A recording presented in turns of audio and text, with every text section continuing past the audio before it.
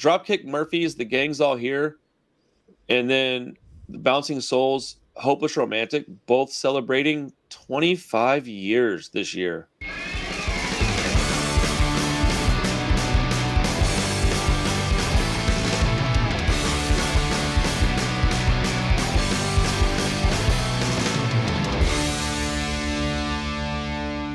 What's up, everybody? How you doing? Welcome back to the Punk Rock Review Podcast. Just what's up, everybody? How you doing, Rob? How's your week going?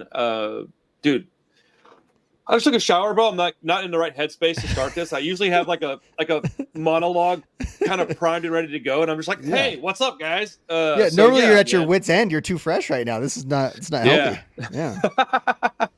But so what's up, everybody, man? Welcome to the show. If you're listening on Spotify, thank you. I think we just hit like 300 streams downloaded, and we just passed 400,000 views on YouTube. So we're rocking and rolling, man. We're about to hit that 500,000 mark, that's a big number, man. So thank you to everybody that's watched or listened to the show at any point in time. And then pardon my sniffles throughout the show tonight. I got a cold. I feel fine, but I sound like crap. So yeah, man, we're going to talk about two very influential albums, to at least my life. I would think the Rob's as well. Mm-hmm. We got, did they come out the same year? I think so. Yeah. 1999. So we have Dropkick Murphys, The Gang's All Here, and then the Bouncing Souls, Hopeless Romantic, both celebrating 25 years this year. So crazy. So we're about to get into those records. But before we start talking about specific albums, I just wanted to take the time to issue a happy birthday to one Matt Freeman. It is his birthday today. I think he turned 58. And I just wanted to spend some time talking about him.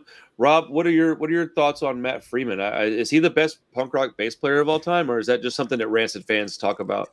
So I was thinking that's where you were going to go with this, and I was thinking about it. I think he's definitely the best bass player to ever play in a punk band, for sure. Like, I don't think anyone's ever been more talented than him at that instrument that's ever played in punk band. Now, is he the best punk bass player of all time? I think he's kind of a one of one. So it's kind of hard to say like he's the best of all time, because he's kind of his own thing. Like he's not really imitated because no one's that good. No one can do that. So it's not like I would say other guys like maybe like he's much better than a guy like Fat Mike, but a lot of other bands sound like what like NoFX does on bass and a lot of that style.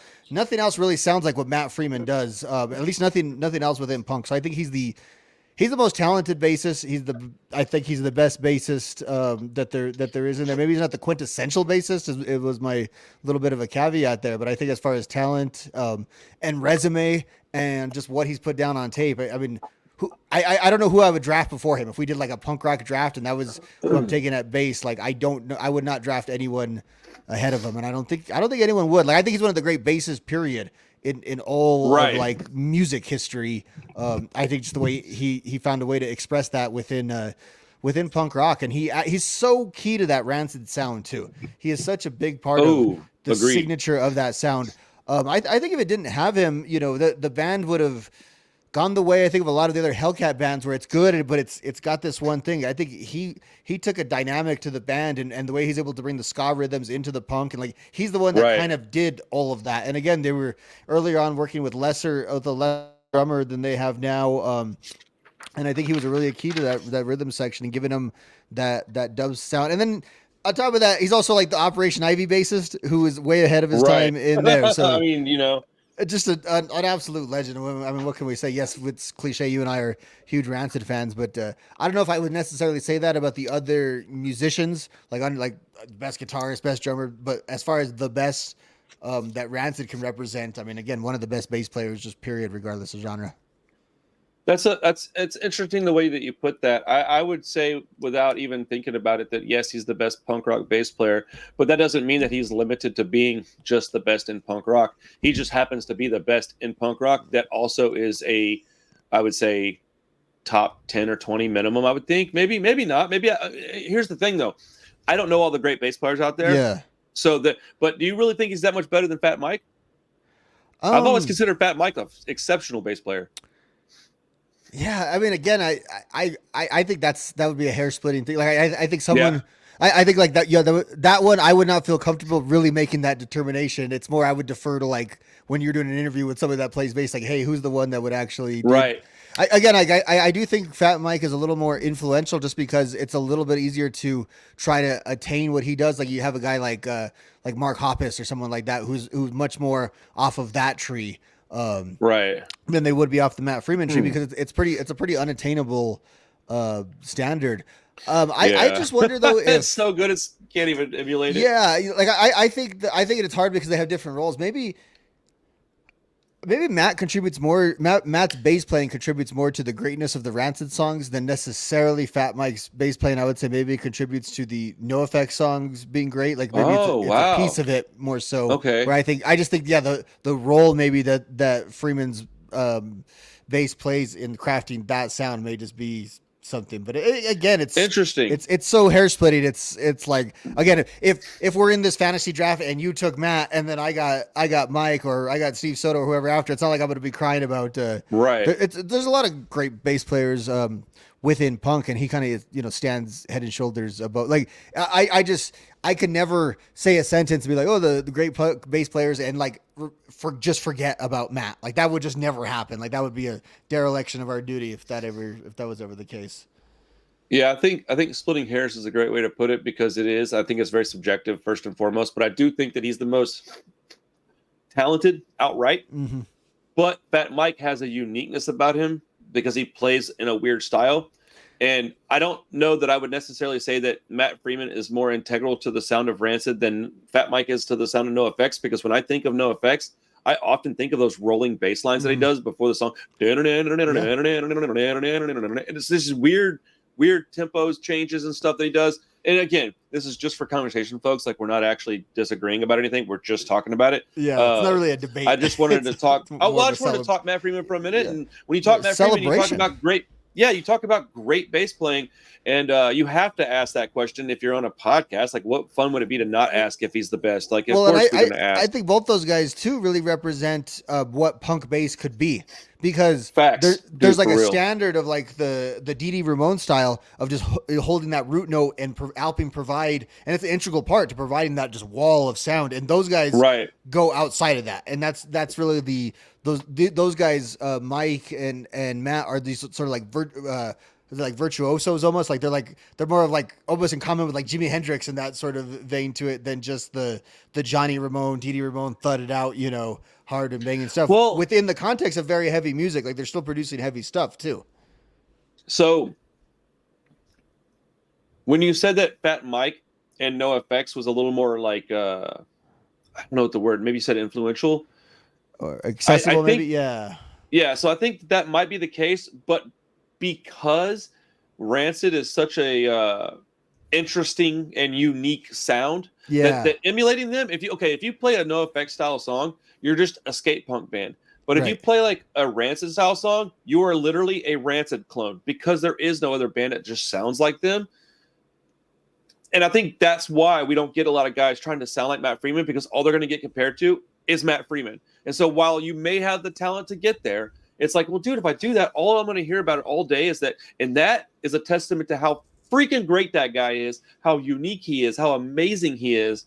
And I do want to just celebrate him for a few minutes. Before we get off to another topic, I want to ask you this. Have you ever spent time listening to his other music, like Devil's Brigade specifically? Yeah, Devil's Brigade. Okay, so I listened to Charger. I listened to all the stuff he's done vocally with Rancid.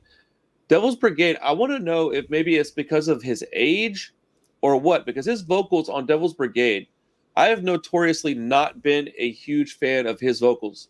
Mm-hmm. But I hadn't listened to Devil's Brigade in so long, and recently I got these little 12-inch singles, and then I bought a CD that they did the full length, and I dove back into Devil's Brigade stuff, and man, the vocals that he did on those records is considerably different, and I would say quite a bit better than anything he's done. It's a lot smoother. Yeah, it sounds a lot smoother because like with Rancid, it's gruff, like kind of beyond belief for a band that's kind of gruff. Like his stuff is really gruff, and same thing in basically everywhere else he's ever sang and every other feature he's ever done. It's that one register where he really has to be the third singer, like we've talked about. Like if it would have just been him and Tim, that band wouldn't have been as big or as good. But it's a the way he leans into that style, that sort of rockabilly style with Devil's Brigade, he really almost alters his voice to fit that style, which makes me wonder, like, It's awesome. Could he have done that within the context of those Rancid songs when he sang That's with them? kind of what I was getting at. Yeah. That's kind of what I was wondering. And I think he could have, but I don't know that they wanted him to.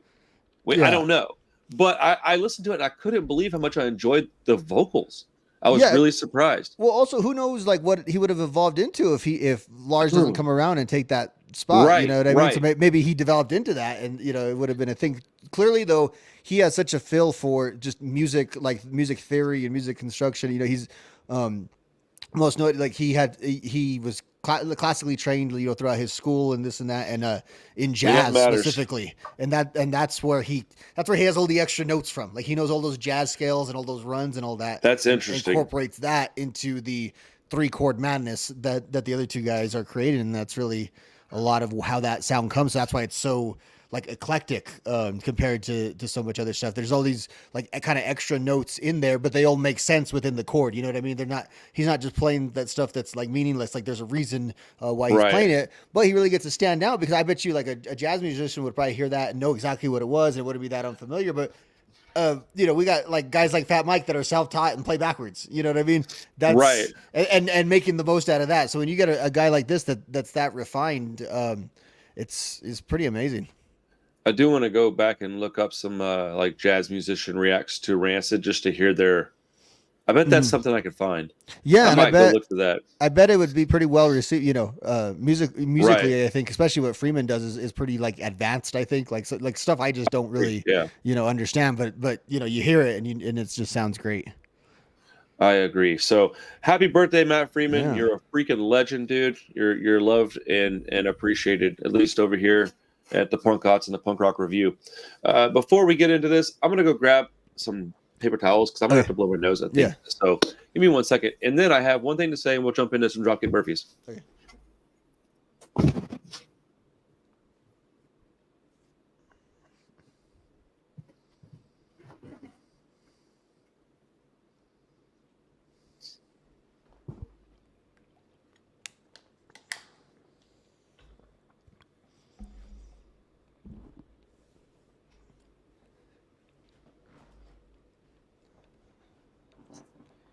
Oh my goodness, so much, like, freedom.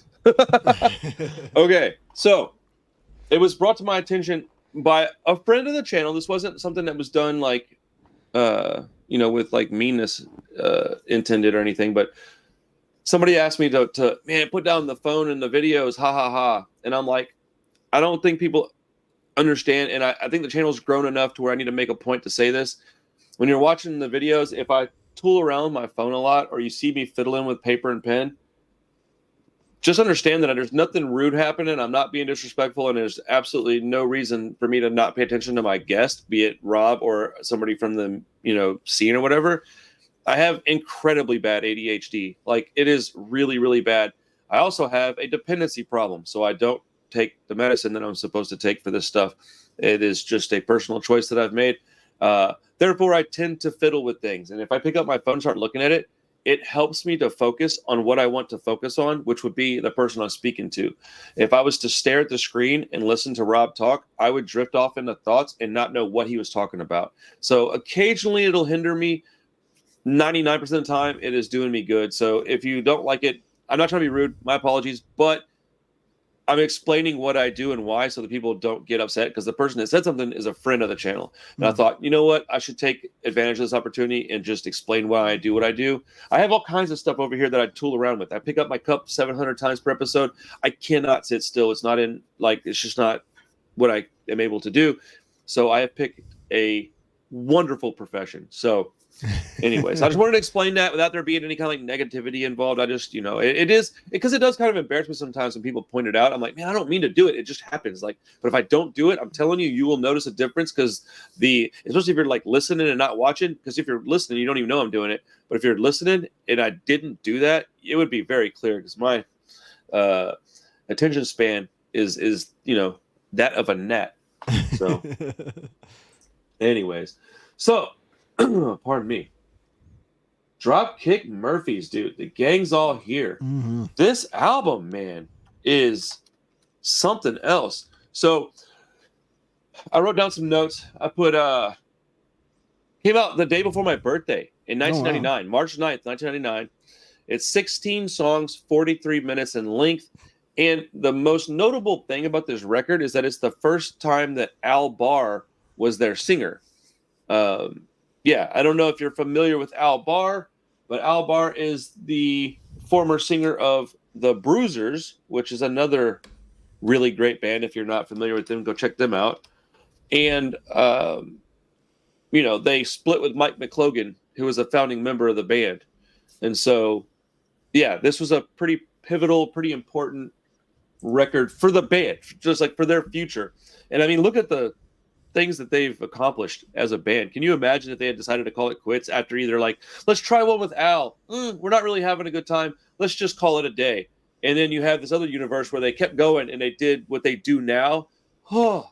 So yeah, man. Which just speaks to how key this album is, because of like you said, like if it's just a bus, like they were like, okay, well, we can't keep our lineup together, and they're all very talented people, so they would have found like work elsewhere. Right.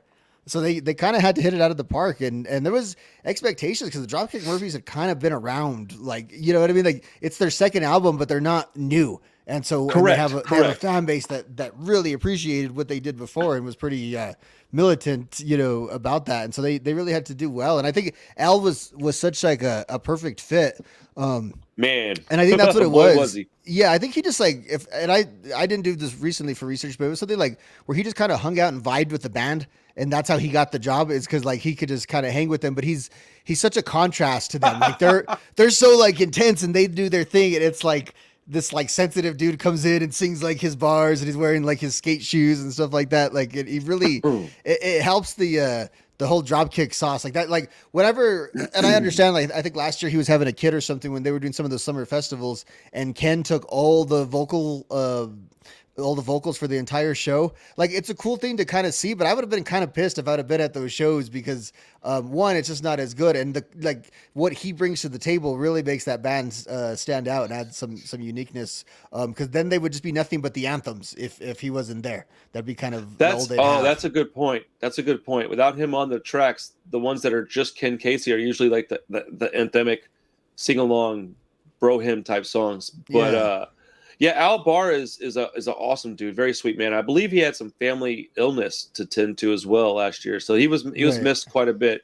Ken Casey's an amazing vocalist and songwriter, though. I really like him, but he's the spirit of the band. Ken's really. Like I would agree with that. Yes, yeah.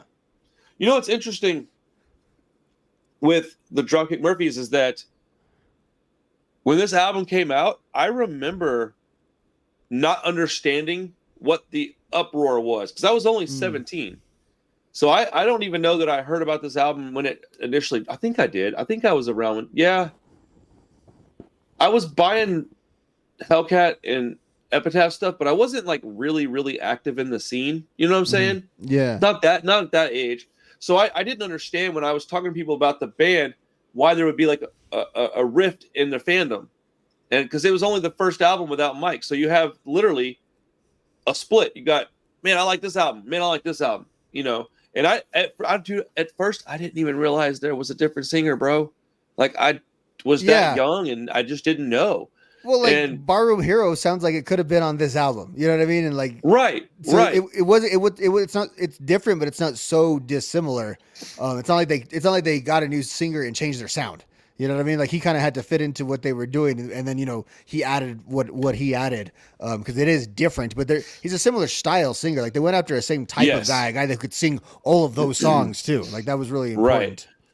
Well, I mean, if you listen to Mike's band Street Dogs, you can tell that if Dropkick hadn't gone like the Celtic route, like that was the direction they were going, they would have sounded like Street Dogs. And I prefer their first two records to their later material, anyways. So. But yeah, man, I thought that was a really good record. I don't know. I'm kind of like spazzing out on my brain on my thoughts right now because I got so much to talk about with this record. Yeah, I kind of wanted to say though, it's like this is my favorite.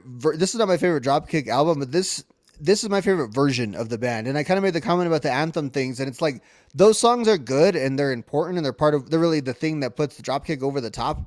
But Right. this album is really it's just a straightforward punk album. It's a hard hitting punk album that just goes and goes and goes. And there's little moments of let up, and there's the big anthem spots, and the big anthem spots really have like a moment because they're not back to back to back. Like we're going a punk song, we're going a little bit of a ballad type of song. There's a lot of range that they have over here, and they explored a lot of different versions. I think the anthem stuff they kind of leaned on a lot as they got more famous because people liked that. So right. Yeah, you kind of 100%. you get it. Give the people kind of what they want, and they were blowing up to this huge level. But it really stands out to me how much of a Hellcat record this is because again they are the biggest band.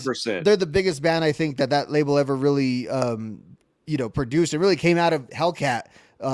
Straight up. And again, and Brett was a part of that too, but this was a Hellcat band. This is produced by Lars. There's so much Necromantics and F- and Tiger Army stuff that you hear on this album that you don't really hear on the later stuff. And to me, like, that's what's crazy is you and I are old enough to at least be around before like 04, 05 when they blew up into this quasi mainstream band. Like I don't even mean this to disparage them, but they were just another punk band. Like they were just another Epitaph band. They were another Hellcat band. They were one of them. They were a band on the Given the Boot comp. Like that's how I first found them. Was the Gangs All Here on the Given the Boot comp. That's what I first really heard. Mine was one of their songs.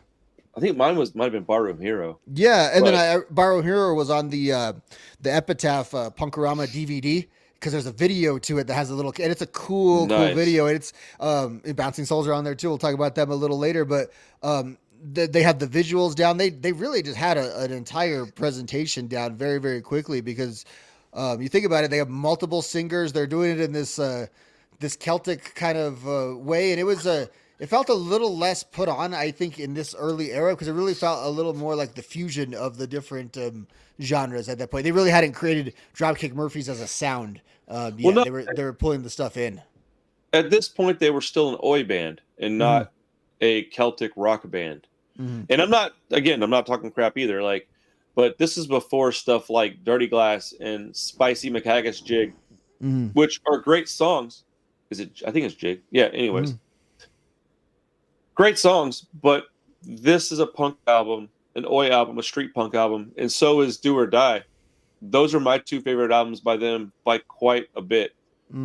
I do like the next two a lot, not as much as I do the first two though. And I would always. Do you cut off after that though? Do you kind of lose interest a little bit? Yeah. Yeah, I do too. After Blackout, I'm basically done. Like there's songs on those albums, like Rose Tattoos, There's songs that'll play, but like to me, then it just sort of sounds like that shanty stuff again, like that, like and it doesn't distinguish itself as much as like these songs really have like unique flavor to them on these first four albums. In my personal opinion, after Blackout, they kind of became just another like mainstream band. In my opinion, they were bigger than Rancid. Yeah. They were dude, look at what they were. I mean, they were in a Scorsese flick, dude. I mean, like, that's wild. And I'm not whatever. It doesn't bother me. I still go see them. I just saw them a couple of years ago with Rancid. I'm not talking mess. It just is what it is. They were so big. I remember they were on this like DirecTV had like the DirecTV channel that would just have different like random programming. Like even when your TV would get shut off, that channel would still work. And like that channel broadcasting, this is like 2009 or 10, broadcasting like a Dropkick Murphys concert from Fenway Park. And it's like, that's so ridiculous. And it's like, and Bruce Springsteen is there commenting on it. And this whole, what I mean? It's just, it's ridiculous how I could have like, oh shoot, that's the Give 'Em the Boot band. That's a band I saw at the Warped Tour twice. You know what I mean? Like that really does blow your mind because we're going to talk about the Bouncing Souls in a little bit. And like in my mind, I categorize those bands as kind of on the same level at that same time. Like again, they're bands that are fighting that at that time felt below like a Rancid. They felt like the bands that would open for them. The Rancid guys are producing their albums. There's so much from that zeitgeist. They blew up into something so big after that, really with the 04 Red Sox run. That was really the thing. You remember with that song Tessie that really blew up, and then The Departed comes right after that, and then they never leave punk though. There's still punk on those albums, and they kept touring with punk bands. They just like I've had a cop relative tell me that they're a street gang. I've had other cop relatives. That's the only punk band that he likes because like you feel they kind of That represent doesn't like them. surprise me. It's just like That they're sounds about right. they're just huge. They're a huge band, but they do. I think like it's like them and like obviously Green Day, but that's kind of a different. But like in the post, like them and AFI are like the biggest things that ever came out of like our little slice of the Yeah. world. You know what I mean? Well, they're big on a level that not many punk bands ever get to, but they're also not big that a pop punk band. They're not like Sum 41 because they don't have those. They're from different worlds, man. And like, yeah, yeah, and it's like exactly. So like the TRL core kids only knew him if they saw The Departed, or like Sunday I'm watching the playoff game and the Celtics are about to play and Shipping Up to Boston is playing like right before they go out. So they're almost more they're almost more part of culture than they are like. So it's funny because like you think about how big they are. Like a lot of people like compare them to Rancid. Like when you tell people that you like Rancid, they kind of are like who, and then you like tell them about Ruby Soho or Time Bomb, and they're like, oh, okay, yeah, I like those songs. I kind of remember those songs. Whereas like I think a lot of people could say they know what the Dropkick Murphys are, but then they could not name one of their songs or really tell you about their song. They're almost more of a filling than a song to a lot of people. They're part of like culture in that way. It's because they're Irish, and there is a large Irish community in America, especially up where they're from. Mm-hmm. I mean, look how big Flogging Molly got. Are you kidding me? Like that's crazy. That is wild. To me, anyways. But this album was phenomenal, man. I listened to it like 3 or 4 times all the way through. 43 minutes, 16 songs. It went by pretty quick. Yeah, I like the first album a little bit more because I think I just like Mike McLogan's vocals a little bit more, and I still think I probably like the Street Dogs a little bit more. And it is minimal, dude. Yeah. It is not by much. It is basically on a Tuesday, I might wake up and decide that, no, I like Dropkick better. It's very, very, I might just put them all in the same playlist. You know what I'm saying? But speaking of Mike McLogan, this was his first album, not with the band. Why did Mike McLogan quit Dropkick Murphys? Do you know?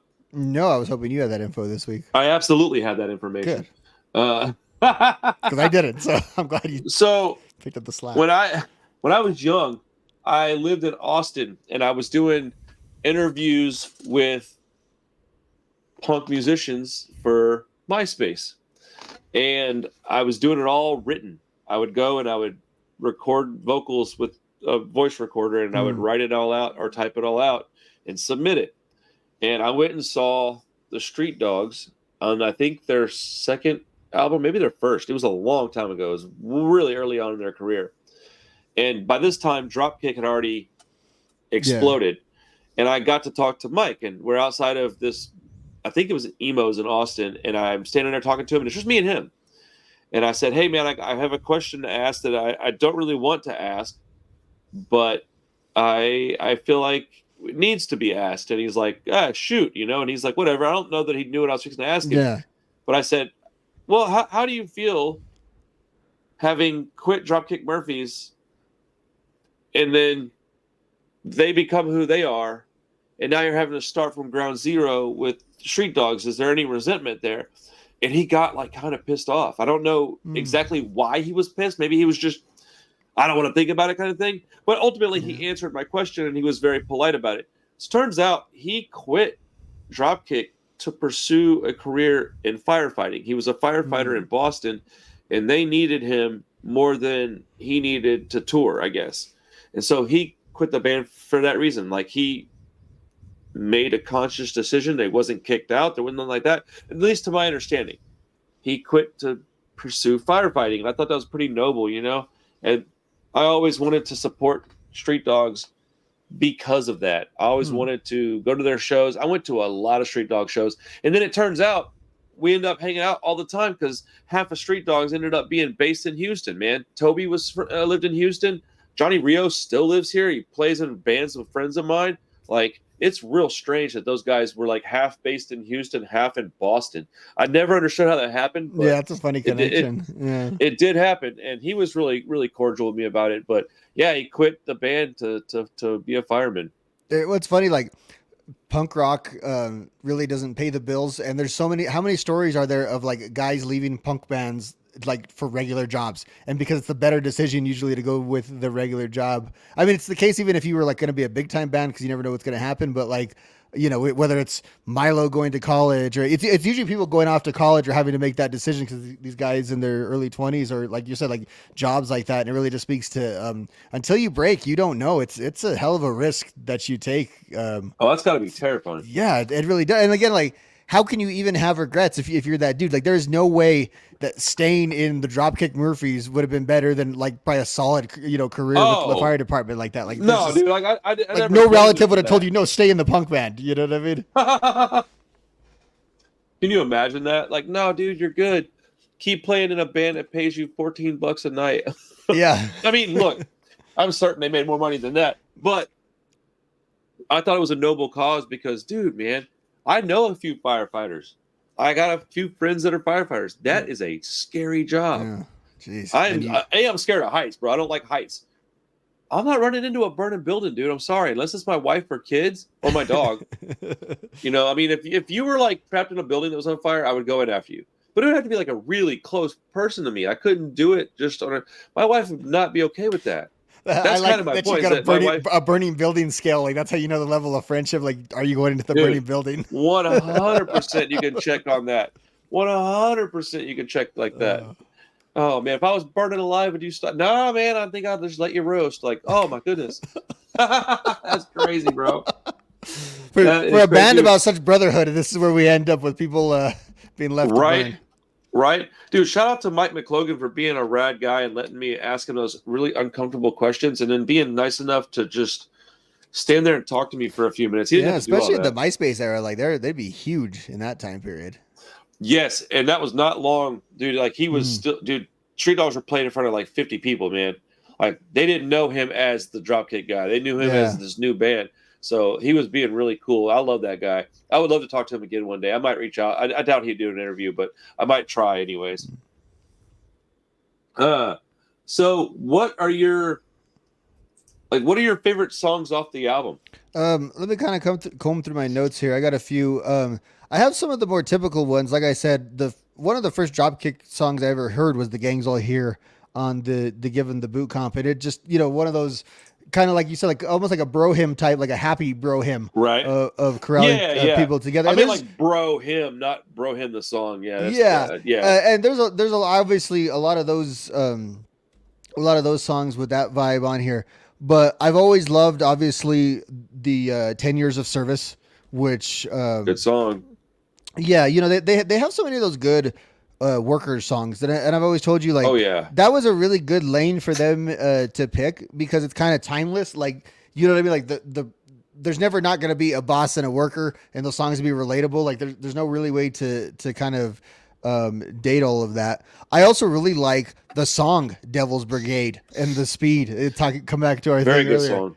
Very good song. And I have lots of comments on the speed, and your whole Chuck Berry thesis really is having a moment on this album because there's so much of that old style rock guitar that clearly Lars is, contributing to and putting on there. You're welcome.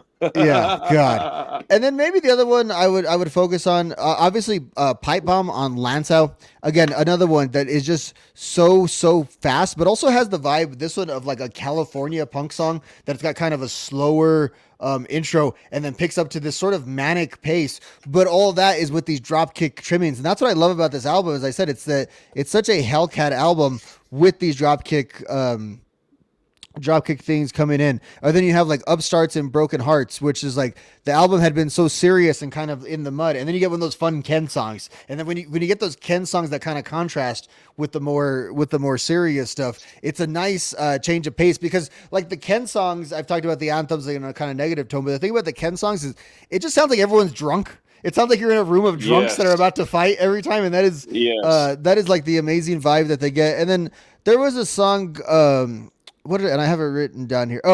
The Fighting 69th, which that's a great song. Is the one where it's like, there's a little bit of Flogging Molly. You kind of hear that sort of folk song, but I'm also hearing like Tiger Army and Necromantics and all of that stuff kind of in that like that sort of soup, and a lot of this stuff before, like you said, it was fully Celtic and folk. There's almost like a Western vibe to a lot of these songs. It's kind of like a gunfighter vibe, which again reminds me a lot of the Tiger Army, Necromantics, like just that trench of the Hellcat tree. There's so much different elements of Hellcat in this. Well, they were one all band. hanging out.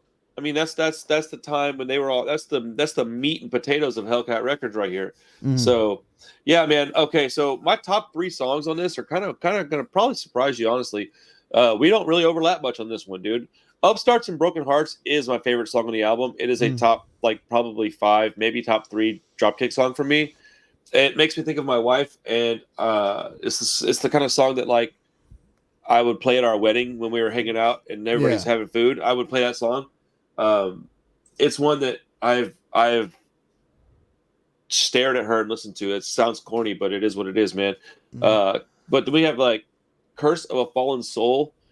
Bro, you can't beat a good drinking song to like mourn the loss of a friend or a family member. And I've lost so many friends over the years, that man. I've piano listened to the at song the beginning too is really something. The way it's again just a complete change of pace, and then like when it picks up, I actually think it sounds a lot like the song more recently that Rancid was releasing, like Tomorrow Never Comes. It kind of has that vibe that it turns into at the end when it's when it gets into that like big kind of gang vocal part.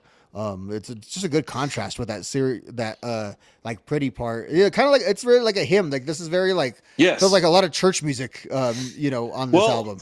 Speaking of that, to round out my top 3 would be Amazing Grace. Yeah, because being incredibly Irish, my last name is Patty, and my maiden name from my mother is Flanagan. Oh, wow. So yes, we are an Irish family through and through. This one gets me for a number of reasons, man. I played it I didn't play it. It was played at my dad's funeral in the bagpipes. It's a timeless song, and every time I hear it, I think of my dad. Every single time, no matter what. It may only just pop in my head for a second, but it R.I.P. Pops, man. I mean, this was a tough song to hear back then, but it's brought me comfort over the years. And I think that punk rock and like, religious hymns should never really mix, with this exception. I want them to play this at my funeral, dude. Light me on fire or something. Don't put me in the ground. It's a waste of space, man. But play this song in celebration of my life. I think that's a beautiful track. We could do a top 5 Dropkick Murphys songs that could be played at our funerals. Like they got like 5 of them in their catalog. Bro, they got at least 5. They might have 25. You better play Fields of Athramy or Kiss Me I'm Shit Faced. I mean, all those are on the agenda. Yeah, even Barroom Hero, depending on how I go out. That's facts, bro. Qualifier. Oh man. Yeah. Great funeral music. I know you were making a very serious and somber point, but also sure, but like there's sort of a wake kind of feel to a lot of that song. That's well, they do. They have Finnegan's Wake. Finnegan's Wake, yeah. And that's an old Irish folk song, if I'm not mistaken. Yeah, and there isn't any on this album, right? These are all original. Because usually they have, other than the to my knowledge, parts, I could be wrong about that, but I do think these are all original songs. And I think almost every other album has at least one that's like a traditional, folk song that they're doing. Right, and then they did the whole album covers. Recently. Yeah, this album's a little bit different too because you have like the cover is a little bit different. It's kind of like Low Rent almost compared to like the way it's the painted on. Yeah, I don't have it next to me. I thought I did. It is. It's just different because their stuff was usually like photos or these more big things, and that was kind of it fit. I mean, it didn't really fit the Hellcat vibe, but it fit like an Epitaph vibe for sure. Well, it fit their vibe. It fit the Dropkick Murphys very much because they're a union band. They're a very proud American band, proud Irish. They're very much in that vein. I would say they're more right leaning than left, even if I had to, color it in a certain color. Oh, I mean, dude, very much. But I see. Well, I think of maybe right and left because again, their core issue is workers' rights. Like I think of them as an anti-corporate workers' maybe I'm thinking about them band. like now, but okay. Rewind, record over that statement, I guess. But I always put them in that camp. They always felt like more like workers' rights, as in like go. But like, okay, when I say right leaning, I don't mean by today's standards necessarily. I'm just thinking of like, what do I think of when I think of like oi music and like street punk that's working like union? That stuff isn't very liberal to me. Well, Maybe I'm thinking of more traditional terms of right. I'm not thinking of like necessarily like we're talking about two different things. Yeah, I think I'm thinking of like leftism in terms of, you know, again the like class struggle and that kind of stuff, and yeah, that's more of how I'm thinking more left than liberal is how I'm defining that. We're talking about different terms. I see what you're saying, because it is funny because again it's like the only punk band that the cops like is a Dropkick Murphys. That's kind of what I meant. They're more of like an adult, mature band versus these snotty, pissy punk kids. Yeah, and there's nothing wrong with either one. I like both. I mean, they appeal to both though too. Like they have plenty of like sure. kind of cause, you know, a lot of those songs are very snotty and conceived in a. And again, there's where again like Ken really comes in, because what sometimes he's the it's the fun Irish sort of police union rally, the way it kind of sounds, and then sometimes it also just sounds like drunk guys at a punk club, and what that music would yield. And it's part of how they're so big is what we're talking about here, because look at all the different types of appeals that they could have. Like they're one of the first bands I ever remember, you know, being at like protests and stuff like that. Because they were always at like where different factories were being shut down and that kind of stuff. And I feel like in pop culture, we didn't have as much of a, like in the Bush era, everything is about anti-imperialism. There's not a lot of like economic talk, period. That's kind of what I was talking about earlier. I think I misspoke. They're more of a, man, right leaning is a bad term now that I'm thinking about it. I wish I hadn't said that, but whatever, man. It is what it is, dude. I'm not, whatever.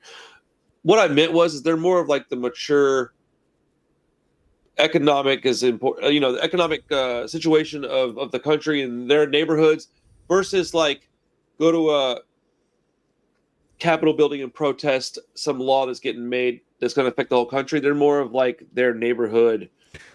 Like, right. I don't know how to explain it. But yeah, no, their whole vibe is very localized, right? Because because even like, there's not a really coherence in some of the different European influences that they pull in. The way like Flogging Molly is very specific from a part of the, like they're just East Coast is really what it is. It's like they're just Boston dudes who are into these different, you know, pieces of Celtic culture, and their whole vibe is very localized. And they talk about local bars that only people would know about if they lived in the area. Like, yeah, it's very much that, and it's very much from a different part of the country than we're used to hearing so much of our punk from. When we hear it from that part of the country, it's never like about the area as much. I like, you were thinking more of like hardcore from that area, you know, we're talking about the East Coast versus and you have the California vibes. Them and the band we're going to talk about a little bit are kind of outliers in the East Coast representations of that, but like they very much are a product of that sort of area, because like they fit so neatly next to like, you know, Cypress Hill and that kind of stuff. They're just sort of, they're of that oeuvre. They're of those communities, and they kind of represent those communities. I think people get lost. Like, I think sometimes people think they're an international band. Like, no, they're just Boston. They're just the Northeast, just through and through. And it's like, yeah. If you were from Boston, like we would think you were one of these guys. You know, we think you're like a Sox fan. The way you kind of got that. That Boston thing going, you know what I mean? I get asked if I'm from the East Coast all the time, and I'm like, bro, I've never even left Texas but once, man. As soon as you start talking, though, you know, yeah, I sound like a redneck, I guess. Yeah, you start sounding like the ultimate Cowboys fan or something as soon as your mouth opens. I hate Dallas so much. But so yeah, it's like, if you were to, the way I look at it is I feel like they're just like an older. That's what it is. They're an older punk. They're not 17. They're concerned about their families and their kids and their bills. And that's what I feel like. They're just like they're like, you know, they're the punk rock for guys that are in their mid to late 20s versus guys that are 16 and 17. Even though they appeal to the younger crowd still, the older guys are like, yeah, man, what he's saying, dude. Like, you know, 17-year-old kids can't be at bars drinking. That's all they talk about. Yeah. And like, I didn't really have the context of like, when I think about them in like 2003, a song about like the stopwatch taking your humanity at work. Like, I think of like teachers being jerks and stuff like, and I know like work sucked and it like didn't pay well, but like that specific context, when you've actually experienced that, where, you know, someone's evaluating you with the stopwatch and it's like, it's very soul stealing. Like, that's something that you're not going to have as much of a context to until you're, you know, till you're actually in, till you're actually kind of in that, I guess, you know, like, the industrial side of it that like Rancid has like a lot of songs about, but it's less a full part of their identity. You know what I mean? Like it's kind of a piece of, but Yes. Rancid is more still street music, and I think this is more.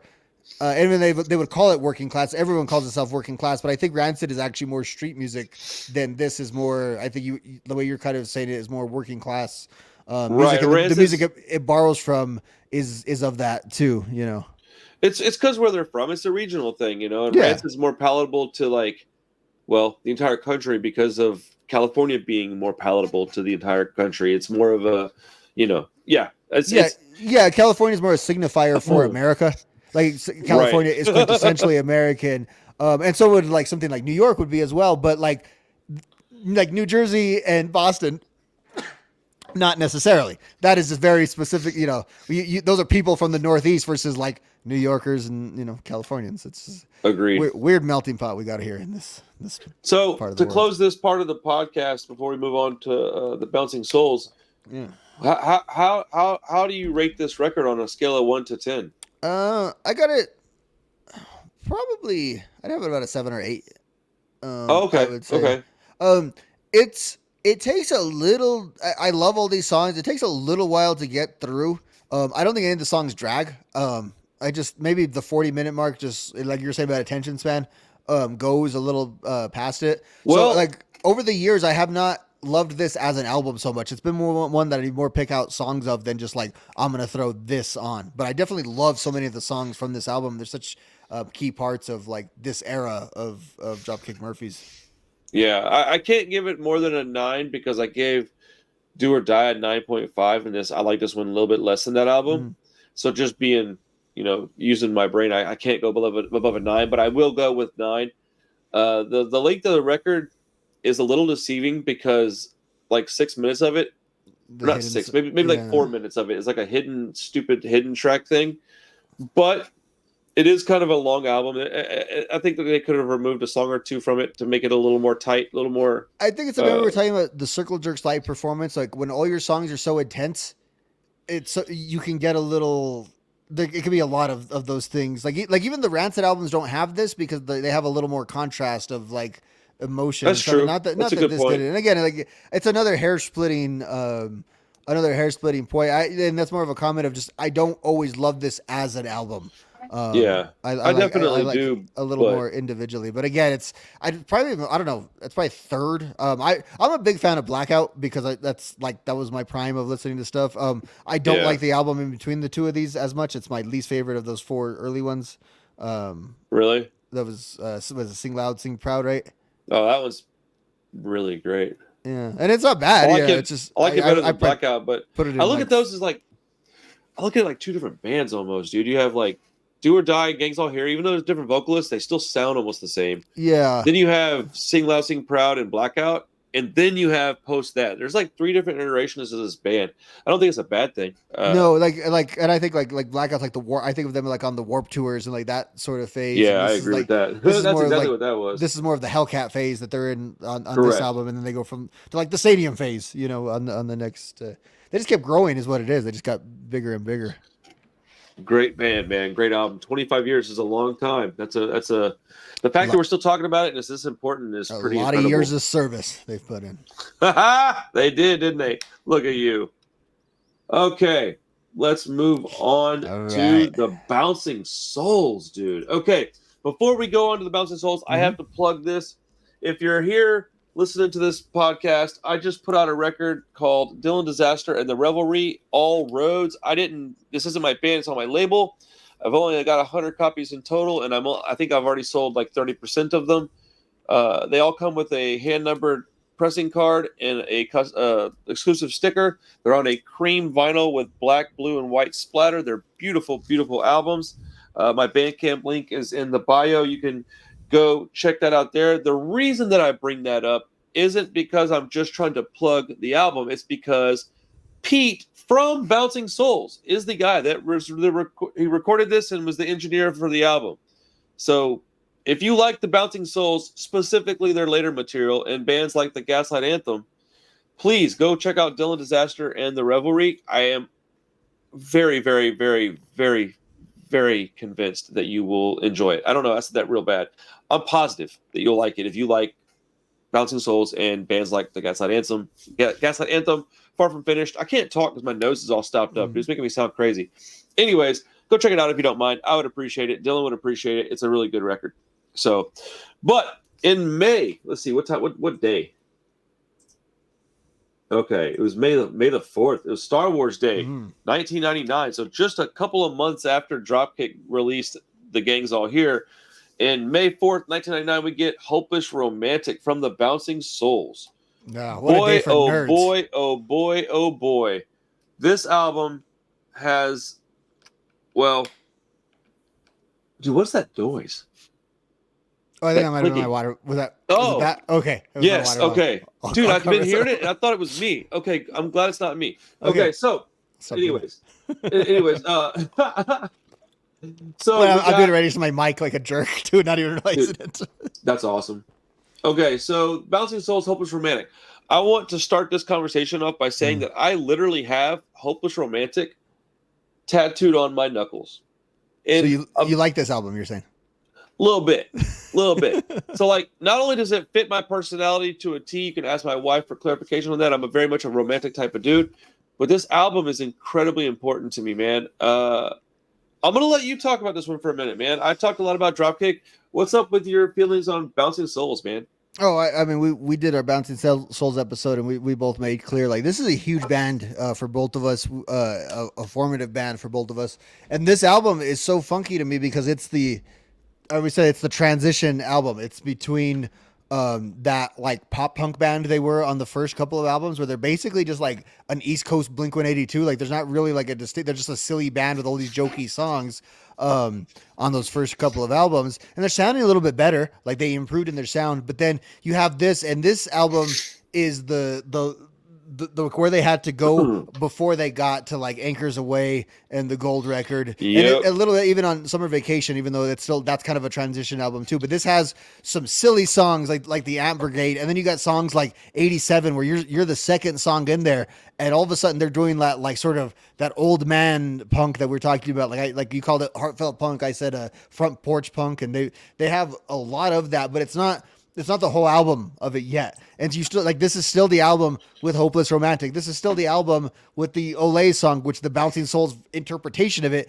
is like the most commonly rechanted interpretation of that song, which I think is just amazing. So it's like an important album on many different planes. And like this album's a bit of a roller coaster because you got the duet on there, and then you got the serious one. You close with the song that could have been on Anchors Away. And it's amazing because we talk about like how mature and all of that they sound then. Well, that's like 5 years later. Like this is the beginning of that, and them really exploring what you could do with like a punk music like this. Like what can you do with skate punk?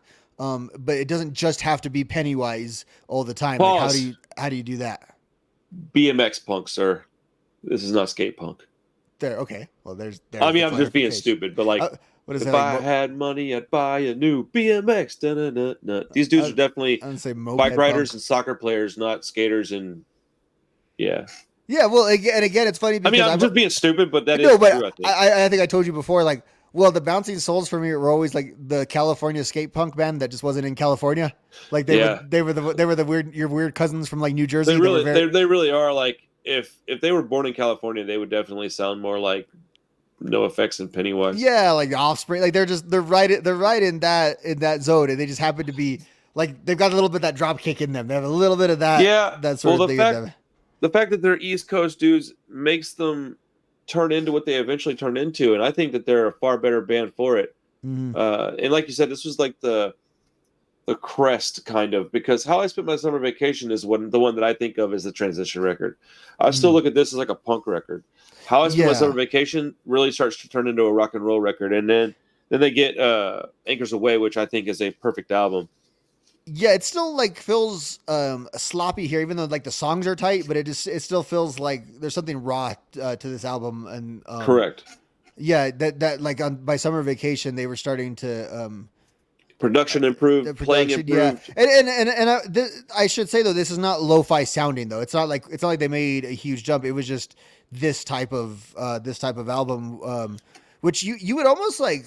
it wouldn't shock you if you found out like this was one of those compilations of like EPs that were put together, because some of the songs are so different, and it's not as themed up, I feel like, as some of the later albums which have That's a good point. common threads, you know. That's a good point. Yeah. And it really does have a lot of the epitaph markings of the time. Like it really is that type of record. I just like the BMX punk and again, but they're like, yeah, they sounded different and younger because they were younger, and the subject matter was a little bit more frivolous. And it's like that's what happens when a band has been around for like 30 years is you literally grow with them when they're, you know, writing these really like frivolous songs on the first record, and then you get this deep stuff by Anchors Away. What an introduction though the songs on this were. Like they weren't ever bad at it, is the funny thing. Once they tried it, they were really good. Like I said, like 87 is just an amazing song. Like after Hopeless Romantic, which if you just heard Hopeless Romantic, like, okay, this is just like everything else. Like it's better, it's an upgrade, but it's like, okay, here we go. You probably expected the next song to be the same thing, and it completely takes a left turn. Just right out of there. I really liked their self-titled album with the black cover, the red and orange bar, yellow, maybe red and yellow bar. It's like a soccer ball was the CD or whatever. And I really liked that album a lot. So when this one came out, I was like, okay. And then I grew to really, really like it a lot. And then Summer Vacation came out, and I was like, man, I don't know about this. And then I grew to like that one even more.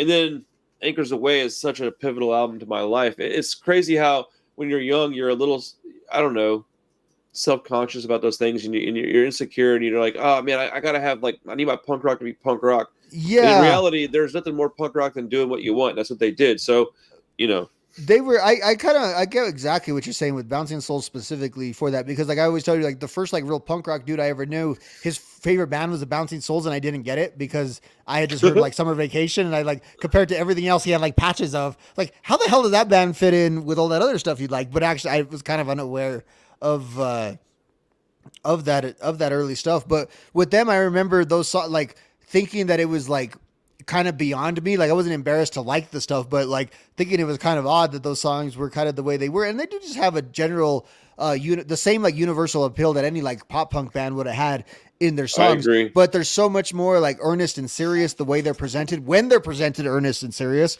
because they're also, you know, on this album they still have that jokey stuff, but they do that earnest and serious stuff just really, really well in a very kind of time back to our earlier conversation with Dropkick, kind of a very mature way. So it's one of those things like when you're a teenager and you enjoy like an adult drama kind of movie that you know is not really like for you, it's like, oh, but you get that it's good art. And then like what's great about a band like Bouncing Souls, I still love that stuff, bro, is you could, yeah, because we're nerdy art kids kind of in that way, is like Bouncing Souls, as the years go on, like those songs become relevant to you, and that's always the effect of art. Like, why art can be timeless because it can be universal, and you have your own interpretations of it. Like whatever this dude in his mid-30s is going through in 1999, you might be going through in 2022 in your mid-30s, because human behavior is kind of predictable, and we all kind of have the same emotions and feelings. 100%, dude, 100%. And I love this record, and I remember I had the same kind of friend who was like a super into like GBH and the Exploited and the Casualties, but his favorite like Liberty band was Spice Bouncing guy, Souls. Straight up, I know the same kind of guy. I talked to him the other day. I was just at he owns a club down here now called The End in Houston. So shout out to John Hale, one of the earlier punk rock guys in my life. Probably the reason I got into this stuff, to be honest. But actually, not even probably. He is, because I've known him since I was 5. But he owns a club down here, and I was just at his club watching Soft Kill and Liberty and Justice, and we were hanging out outside talking for a minute. And I said, "Hey, man, Tuesday I'm talking with my buddy about Hopeless Romantic," and he was like, "Oh man, great album." I was like, "Yo, it turns 25," and he was like, "Oh man, that's fucked up." And I was like, "I know, dude." And I was like, "Man, that was a good record." He goes, "It's still a good record." And I was like, "Yeah, they're a really good band." He goes, "Dude, they're a great band." And I just looked at him. I was like, "Bro, it's always so weird that you liked them so much." And he was like, "Yeah, kind of." And I was like, "Yeah." And then we just stood there for a minute, and I was like, that band's so good. Like, they're so good. So yeah, shout out to the Bouncing Souls. Shout out to the Pete for recording some of my homies, dude. I still can't believe that they got him to. I don't know how that worked out, man. Like, I would love to talk to him, man. If you see this podcast somehow, please tell me how. Like, please do my podcast. I would be honored to talk to you. That cover looks like a Bouncing Souls song. It so does. It so looks like a Bouncing Souls cover. I thought that immediately when I saw it. That and the Gaslight Anthem. I remember I met him at Fitzgerald's in Houston way back when. That was Dude, they played with who'd they play with? They played with somebody, but it was a great show. Man, they're good live too. I love Greg's like singing style and the way he moves on stage and stuff. I used to, dude, great live band. We threw Gatorade bottle caps at him at the Warped Tour because it was the bass player. He put it on his head and did that thing with it and threw it out there, and then everyone got the bright idea to kind of throw them back. Dude, that's ridiculous. It's like I've only seen that. It's funny. I was thinking I've seen them 3 times. 2 different Warped Tours at a Punk and Drum Look. I've never seen them in a full club set. I really man, it's so much more. Take that off my list. Yeah. Yeah, they're good. They're really tight musicians. Like they really like that jam kind of aspect to them that like it's helped them figure out. I think. But even on this, again, we're talking about the bass playing. Like on Hopeless Romantic, there's a lot of like bass with the bass and the guitars are kind of noodling through this sort of, but it's also it's very like busy, you know, like there's a lot going on, a lot of like wall of sound kind of stuff happening on this album. A lot of throwing everything you have at the wall. It's a little more refined, I think, on like Anchors Away and the Gold record, where they really are leaning in and learning how to make the music, you know. I think with this record, the reason why it's a little less refined and a little more, I guess, dirty is the way I'll put it. Because I like it. It's not. I'm not describing. I like it a lot, actually. Like a lot. Yeah. Top 20 album all time, maybe. Definitely top 50 all time for me. But like really important album in my life. I think that they were starting to experiment with sound because they were getting a little older and they were trying to. They were starting to head down that like Bruce Springsteen-y type of songwriting, telling stories, slowing it down a bit, getting better at their instruments. Greg was getting better as a singer. I just think that they were starting to really experiment with those sounds, and it started to really shine in Summer Vacation. But there's some gems on this album that are unbeatable, man. Hopeless Romantic as a title track, as a opener to an album, is ridiculous, bro. Absolutely ridiculous. That song is so good. And like my stomach gets upset hearing it because like I mean that in a good way because you just think of like jumping up and down and like it sounds like soda that's like coming out and then the lyrics are funny. Like it's chantable and it's funny. It's like everything you kind of want in one of those songs. I think I told the story before. The first time I saw them, I didn't really know this record. And so all of a sudden they're just like, bah, bah, bah, bah, bah, people will say, and I'm like, what the hell? And everyone's singing along, and he's not even really doing any of the lyrics. So the whole Warped Tour crowd, oh, I'm a hopeless romantic, you're just, and it's like, oh, it's perfect. And what a way, because they would go into those sections. I think you always have to have the punk banger at the opener if you're a punk band, especially if you're changing up that sound a little bit, because you gotta sort of give that like insurance. Like, no, like we're still pretty awesome, and that's the thing is they could always kick it up that notch and still be pretty damn awesome at that. It's not like they were incapable of those different notches. They just have their own sort of lane that they like to stick in a little bit more. Well, this is like if you were a punk rocker at age 17 and then you met a girl and y'all started dating, and then around the age like 22 or 23, y'all split up and you didn't want to do emo, but you wanted to write about that experience, you would get the Bouncing Souls. So like Hopeless Romantic is like an emo song for grown men, for lack of a better descriptive term.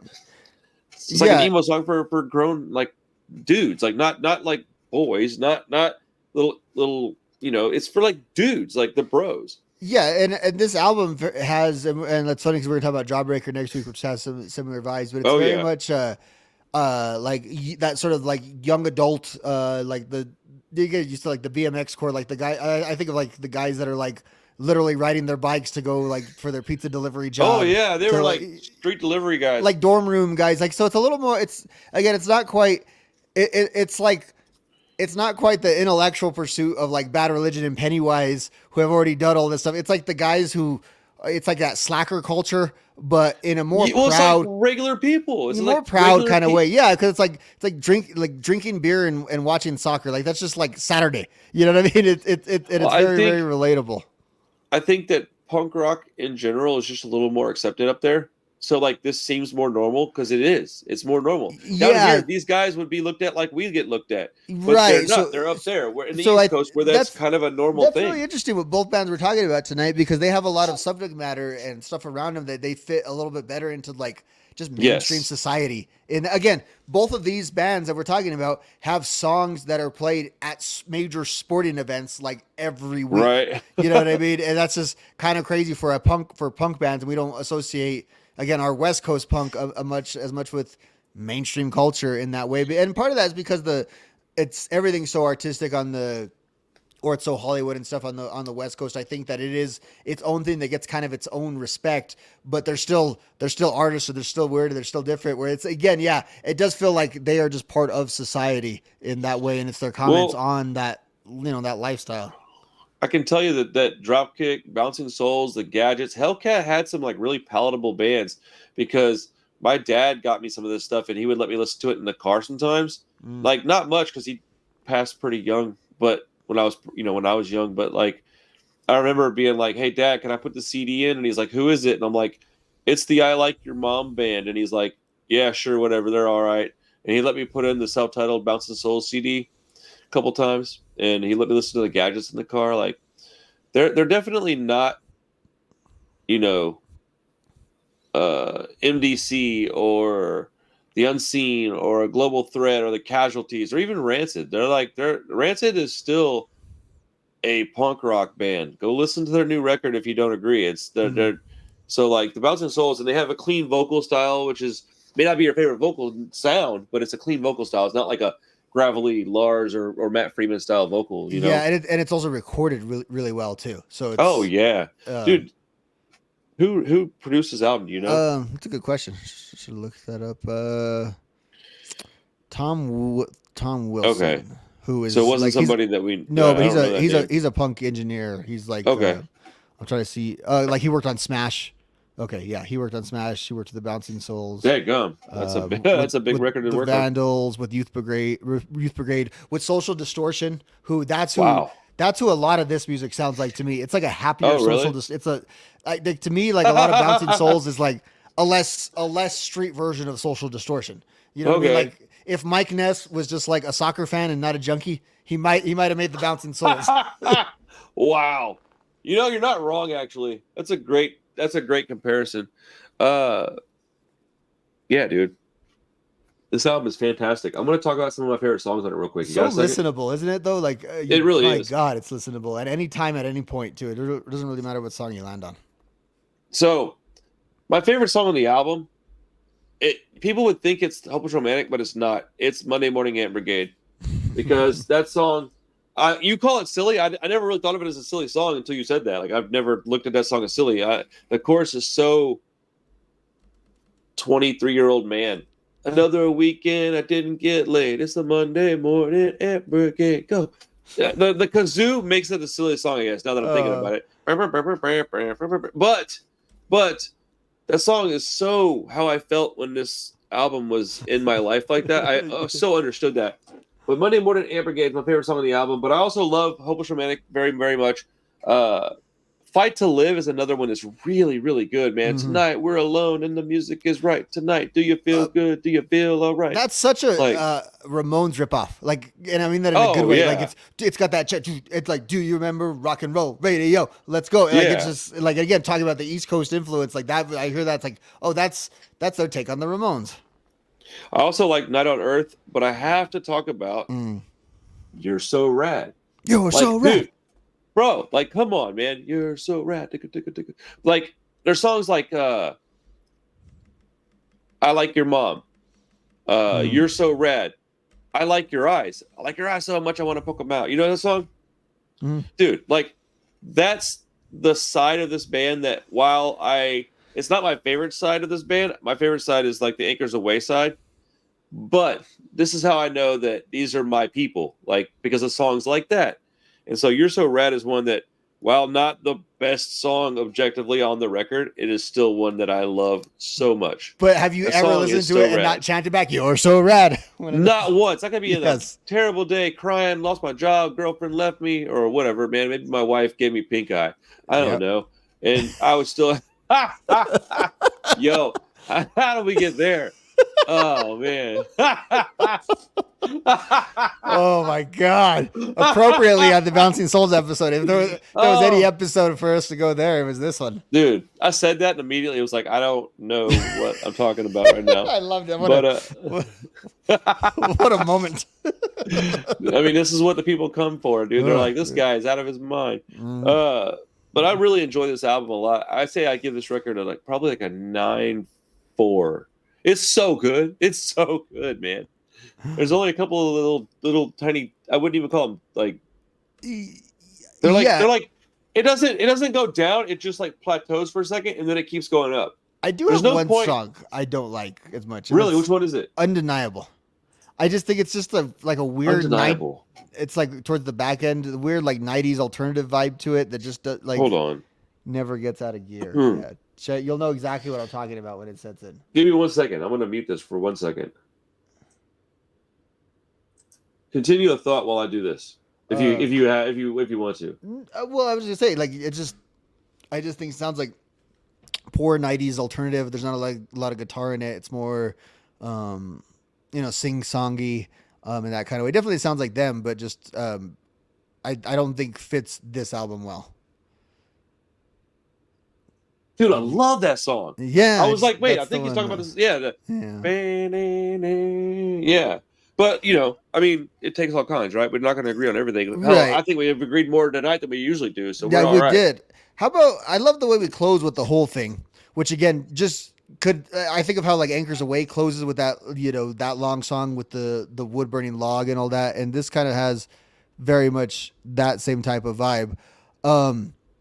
Night on Earth is just like, a really good, their songs are always very positive. And that's the thing. They're kind of like positive punk. And it's another song. It's just so reflective about, moving on with your life and what could be. And it, positive punk's a good description of them. I can't believe we haven't talked about it, but Bully in the Jukebox is kind of. I was okay. Yeah. I left that for you intentionally because I know you love that song. I do. I love the chantiness to it. I love the lyrics. I love this is the thing. You can, if you're jokey and punk, be funny.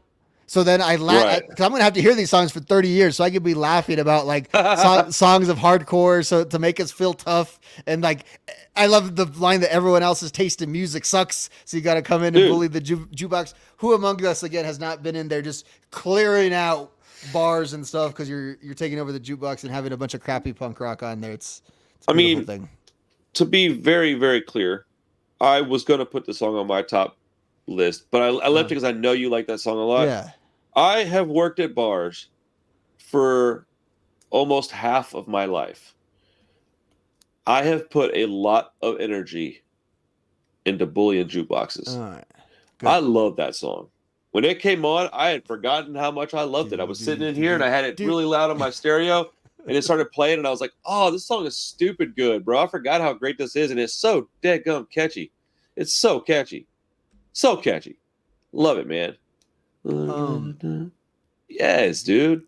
When I first heard it, I admit I thought it might have been a little silly, and then like 2 listens in, I was like, never mind. This might be my favorite song in the world. It is, but it's got it's like it's one of those things. It's got to like bore a hole within you because it's like even now it's in my head, and then the lyrics are funny, and then they're kind of like relatable, and like again, I love the '90s trope of just like punk rock musicians talking shit about other forms of music. Other music does suck. It does suck, yeah, and people's taste in it really does suck. As Fat Mike, what did he say? Was it punk music? Okay, there's punk music is good music done by horrible musicians, but he also said something about like that's the best music. Well, I think objectively, it's the best music. It's the best songs. Like, let's just say it. They're the best songs. This album kind of proves that thesis because you have these. Like, this is, some people might say like you have maybe up top. Some might say their 3rd or 4th best, like Bouncing Souls album. Not even one of the biggest bands like that there was in skate punk, BMX punk, Epitaph, whatever. And it still has these songs on there. It still has stuff like this. So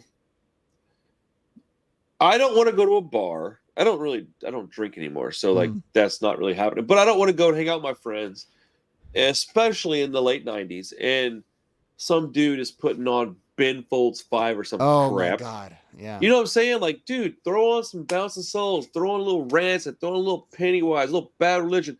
Heck, dude, let's go crazy. Throw on some GBH, man. Throw on some Crash. Throw on anything but Binfold 5. Yeah, for real. You know what I heard the other day that I thought of, and I was like, ooh, I forgot this song is actually really good. Like, dude, Eagle Eye Cherry. Oh yeah. Yeah, dude. Save tonight. Yeah, that's the one.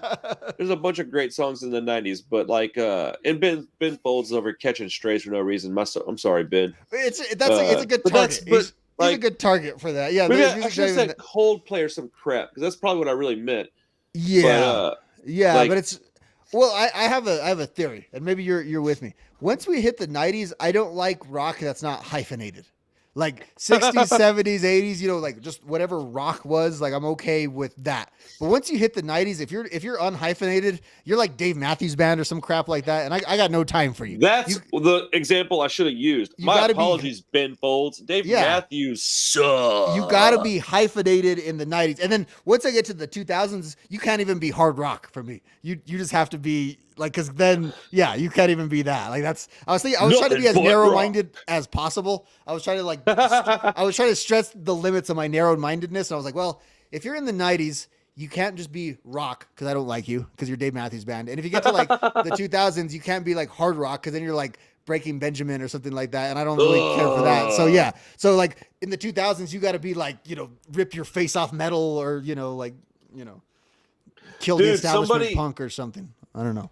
Somebody the other day told me that I was talking to them about music, and I was like, so what kind of music do you like? They're like, man, I love like heavy music. And I was like, sweet, dude. And I was talking to them, I think via text, like on like a platform of some kind. So I couldn't look at them. So I didn't know what they looked like. So when they said heavy music, my brain thinks like immediately, I think like metalcore or heavier, like Hatebreed or more, Pantera or heavier. And so I was like, so what's like your favorite band? Dude, literally without a flinch in his body said Breaking Benjamin. And I was like, what? I was like, that's heavy? And he's like, dude, I like the best heavy band of all time. And I was like, what? And I was like, are you trolling me, dude? And he was like, huh? I was like, never mind, my bad. You're clearly not. My apologies. I was so thoroughly confused by that guy's statement. Breaking Benjamin sucks. God, like that's why again, I wish I could pull the Fat Mike quote about punk being better than every other music, but compare Bouncing Souls and Dropkick Murphys to Breaking freaking Benjamin. Like who the hell would want to be in the car listening to Breaking Benjamin when you can be listening to the Monday Morning Nap Brigade? Like, dude, 1,000,000%. I'm over here. I got like 15 new records that I bought, right? And I'm looking through them and I'm like, every single last song on every one of these LPs is better than anything that Breaking Benjamin ever did. Hard stop. They're coming in a couple of months, and it's horrible because I got like a season pass to the venue that they're coming to. So don't go to that. What are you doing? Yeah, well, it's already paid. You ever listen to The Last Gang? Yeah, I actually seen them live a couple years ago at a Punk and Drop, like where I saw the Bouncing Souls. They're a pretty good band. I'm gonna listen to this record tonight, I think. Yeah, the chick lead singer and dude, Brenna, she's super sweet, man. She did my show way back before I had a punk rock channel. Oh, nice. 4 days from now. So what is today? Tuesday. So Wednesday, Thursday, Friday, Saturday. Perfect. Saturday on the 27th. I'm going to do a bonus live stream this week. It'll be 1 year since the first time I put up a punk rock video. Wow. That's crazy, huh? Yeah. I feel really responsible Saturdays. for all of this. Yeah, sorry, guys. Blame Rob for this crap. I mean, honestly, I might have gotten here at some point, but it wouldn't have been the way it is, and I don't know that it would be as successful, and I don't think I'd have as much fun, and I definitely wouldn't stop it with the noise, sir. Oh, shit. I knew if I just said that random. You did it twice, and then I was like, I'm just gonna stop and talk to him like I talked to Bricken. As soon as your eyes hit, I was like, oh crap, I know what I was doing. Here, why did I put that down? You fidget. Apparently, I am fidgeting, trying not to make noise, dude. I try so hard not to make noise. I've been muting this thing as much as I can tonight to like sniffle and be all gross with my cold. But yeah, I 1 year of the punk rock review is coming up, dude. What are you doing this weekend? I got basketball tournaments to be at. On what like Saturday night? You're busy?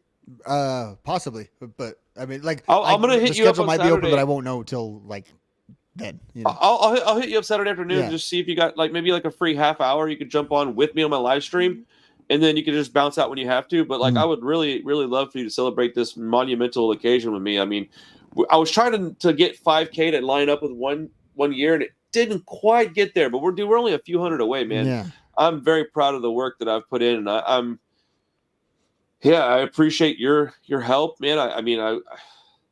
I love doing this with you, man. I mean, you've become a very good friend of mine, and I just appreciate it, man. So thank you for all that you do for the channel and all your input and all your help. And I know that like there's a certain way that we do this now, but like I wouldn't want to do a weekly podcast with anybody else that talked about punk rock music, maybe movies with my buddies or whatever. But that's like a completely different topic. Like, so I just wanted to thank you.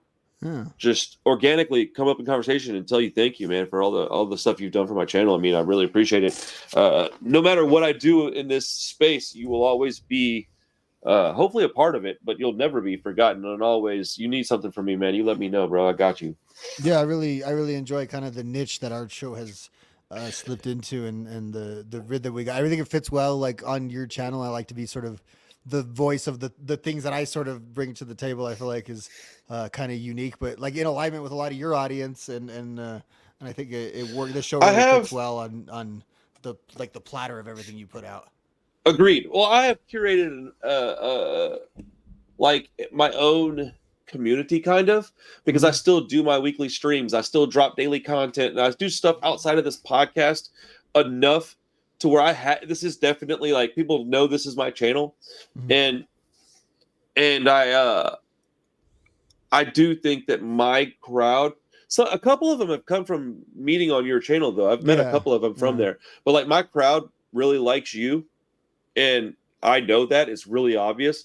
And so I was nervous about that at first time I checked the comments. I thought it'd be the opposite. No, man, I feel like I'm good enough at picking out cool people, like people that, and I say cool people, I mean people that are like within the same sphere as us. Yeah. Like I wouldn't have committed to doing this with somebody that I thought was going to get either people pissed off because what good is that going to do, or that I thought couldn't like hold his own. I mean, we're very different, but I think I would say that you more than hold your own. Like in conversation, we have different specialties. Like I don't do the same things that you do very well, and I don't think that you do the same things that I do. I don't even know if you'd even try them. We just do different stuff. But like the stuff you bring to the table, I don't think I'm very good at. You have a different vocabulary than I do. It works as a podcast, yeah. Like so, like next week when we're doing Jawbreaker, that's a style of show that we're gonna do. That's gonna be like different than this. But this is more of a album celebration where it's more of like. That's a discovery deep dive, kind of one, and it's cool. We can switch up. Like now, we can switch up and have these two different flavors of episodes. Well, we don't have to talk like Matic issues on this one, like we will next week, and it's fun because there's a lot of meat on the punk rock bone. There's a lot of stuff that like it's kind of like talked about to death, like maybe in printed form, but I feel like in spoken, debated, YouTube podcasts, there's not as much of this stuff. The comments that I get from people blow my mind. So if you're watching this right now, and you've said any of this stuff to me, just understand that it is incredibly humbling, and it makes me feel like $1 bazillion, dude. I got told today in a comment that was on the Dave Rodriguez Casualty Starving Wolves that this is the best, like I think they were talking about that episode, the best punk rock podcast I've ever watched. And they were from a different country. And they're like, just so you know, you're getting worldwide reach right now. Like I get comments like that. I'm not gonna say often, but on a regular basis, dude. It touches me, bro. Like I get like emotional because I work so hard, dude. Like this is my job. Like you have a career outside of this stuff. You are a teacher. Like that's amazing. I don't have that. This is what I'm trying to do. I do a lot of work to do this. So it's I take a. Do you know how many times I get told to fuck off by people? Like when I'm trying to get guests on here. Like not even in a bad way. Yeah, it's more no's than crushed all the time. Nine no's to one yes. I would. Yeah, man, I get crushed all the time, and then I get told that my opinion sucks. Like I get told that I don't know what I'm talking about when I absolutely do. So like to get told nice things, that's amazing, bro. Like anybody that does that, I appreciate it. And if you're negative, bro, come on, bring the hate. I don't really give a crap. Like that fuels me, so I don't really care. But the nice stuff that I get told, it does matter, man. And it's wild, dude. I get told, you're my favorite punk rock channel on YouTube. I'm like, that's crazy, bro. Like that's Like to hear that is wild to me. Like I don't even agree. Like okay, sure. Like, and I got told the other day, the guy told me, he's like, "You're the best punk rock channel on YouTube," and I was like, "What?" I was like, "Thanks, but that's crazy. Like, what are you talking about?" But thank you. Like that means so much to me. I can't imagine somebody saying that to me, but like that's pretty awesome, bro. It's cool that anybody would even say that. Anybody would think that. It's amazing, man. Like, because I like watching your channel, dude. I watch your channel, and be like, dude, this guy's got better. You got better articulation with your words than I do, and I'm like, man, I wish I could talk like that, bro. Like, I wish my memory is as sharp as yours, stuff like that. So, we both bring different things to the table, and I think this podcast would be nowhere near as good without either one of us. Honestly, it's a nice document of all the stuff that we talk about, and absolutely, and I think that's what it serves as is like you said. Well, to bring in the different sides of I think of who would be into this music, like of the swaths of it, it's you to me. And again, we're pretty similar. Like we focus on some of our differences. We're way more similar. Than different, but it's it works.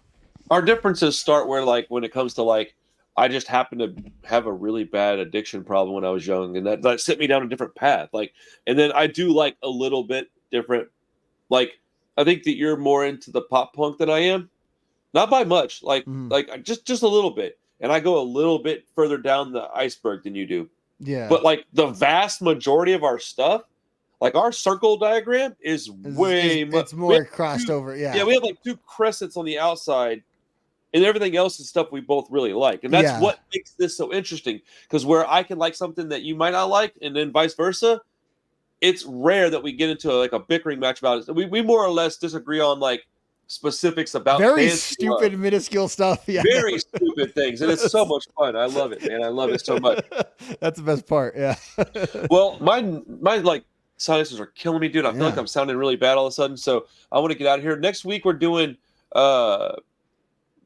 24-hour Jawbreaker, good grief, 24-hour Revenge Therapy, and Newfound Glory Catalyst. 2 albums I am not familiar with.